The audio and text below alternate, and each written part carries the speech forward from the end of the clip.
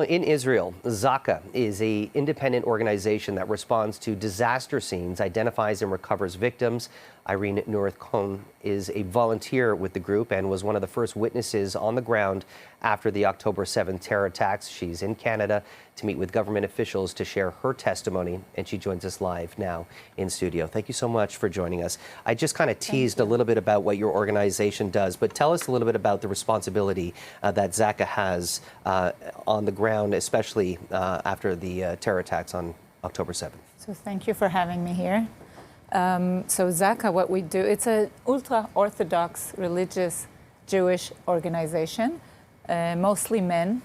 What we do is whenever there are casualties from non-natural death, from earthquakes, buildings collapsing, car crash, whatever, that's when we come in order to identify, recover, and bag bodies in order for them to get a respectful burial and for the families to get a closure.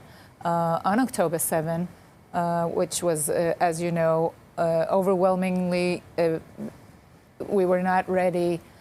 We did not know what to expect. Zaka was the first on scene in order to collect as many bodies as possible, as quick as possible. First of all and foremost, to identify the people in order to give the families their loved ones back, to get a funeral, but also because we were afraid, and as we know happened, that the terrorists would kidnap the bodies. So we were under pressure of time. In the beginning, what Zaka did was come to the scene with trucks, and they realized, we all were there, they realized that it wasn't enough. We needed help because there were so many bodies on scene at the festival. First of all, we were at the Noah Festival. Hundreds of bodies, unimaginable, in a horrific state.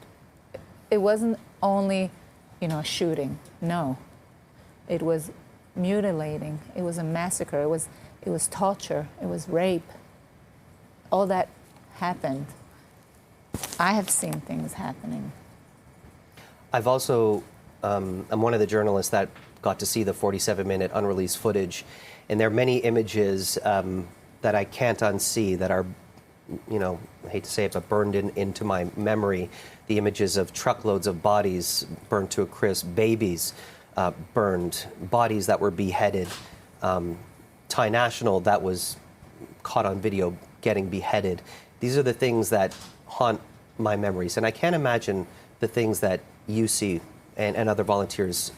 Is there anything particular that keeps you up at night, that haunts you? What are the things that stood out to you most through the recovery efforts? It's hard to say, what stood out, because it was all horrific. We saw hundreds and hundreds of bodies. I have bagged bodies and body parts, which means that they were cutting off body parts and they were blowing up people. I have been clean. What Zaka does is not only bagging the bodies or the body parts. According to the Jewish religion, we need to get each and every part and tissue and blood drop. And therefore, we were cleaning out the houses and the cars and the burned cars. Can you imagine you get to a burned car and all you've got left is a pile of ashes? And this needs to go and get identified. So when you say that, I can tell you that the smell, because we were still collecting bodies after 2 weeks, there were still bodies around that I collected. Oh, sorry. I collected bodies, body parts, heads.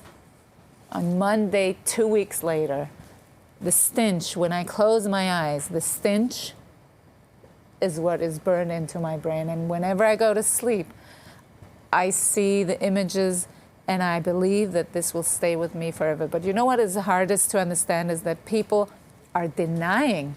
I mean, we hear that all over the world they're denying what happened, as if we're making it up, And on my phone, I have pictures showing the sexual abuse, the rape that went down. I mean, the outcome of the rape. I have bodies showing exactly that, sharp obstacles. I mean, it was horrific, horrific scenes. And do I sleep at night? I sleep at night, but I always have those visions. Can you tell us a little bit about the purpose of your trip here? You're meeting with some Canadian officials. We met yesterday. What's coming out of that? What was the purpose? The purpose was we were a delegation with Israeli-Canadian families that have either hostages or have lost their loved ones in this on the 7th of October. And it was important for me and for them to, first of all, show and tell what really happened from a personal perspective. I bear witness, and these families, they have seen one of them has buried their niece without a leg and an arm. You know, I mean, we wanted Canada to understand that there's still a Canadian woman held hostage. Please help Israel, support Israel, be on the right side, you know, do good, understand that this really happened. Make sure that in Canada you do the right things so Jews can live here in peace and not be scared to go out and have a Star of David around their neck. Let the world know that Canada stands with Israel and support Israel, because what we're doing now is legitimate. We are a thriving democratic state. We're doing good. As Zaka, I can say we are an international humanitarian organization. We help everywhere, like Jews do. We are at scenes where there are earthquakes and floods and whatever, and the same in Israel. And all these people are peace seekers in the kibbutzes, and they had people from Gaza working in their fields, working in their homes. They were friends, and that's how the terrorists, they had all the plans of all the kibbutzes. They went systematically, and we are fighting now the denial. So the purpose was, first of all, to show the government here that we are real people. We are some of them are Canadians. Please help. Please support. Show interest. Irene Nurith Cohn, I wish we had more time to chat about this, but I appreciate you coming into the studio. Thank you. And we appreciate the work that you do. Thank you so much. Thank you for having me. Thank you very much.